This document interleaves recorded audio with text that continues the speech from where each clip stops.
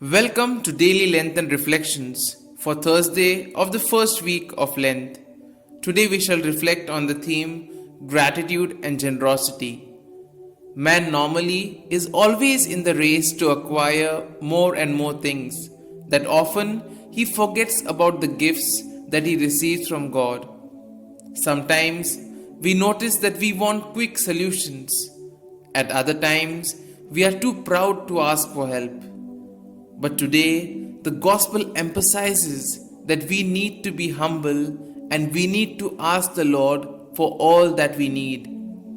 The first reading that is taken from the book of Esther, we see that Esther puts on ash on her head and weepingly she prays to God.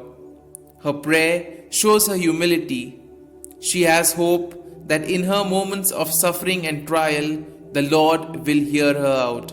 Troubles and sufferings can make our lives difficult and burdensome. Sometimes we may feel that God has left us, but God is always listening to our prayers and He never leaves us alone. The Gospel reminds us that we need to ask and the Lord will provide. When will we receive it? That is not told, but the Lord will give it to us at the time which is most appropriate.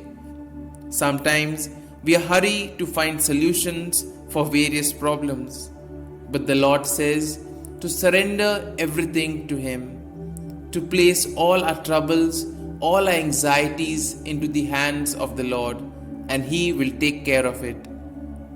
The Gospel also emphasizes the golden rule that we need to be merciful to others just as the Father is merciful. Whatever love, compassion, and mercy we have received from God the Father, we need to pass it on to others, and in this way we can build the kingdom of God. Let us use this Lenten season to prepare our hearts and minds so that we may imbibe all the gospel values and then put it into practice and thus build the kingdom of God.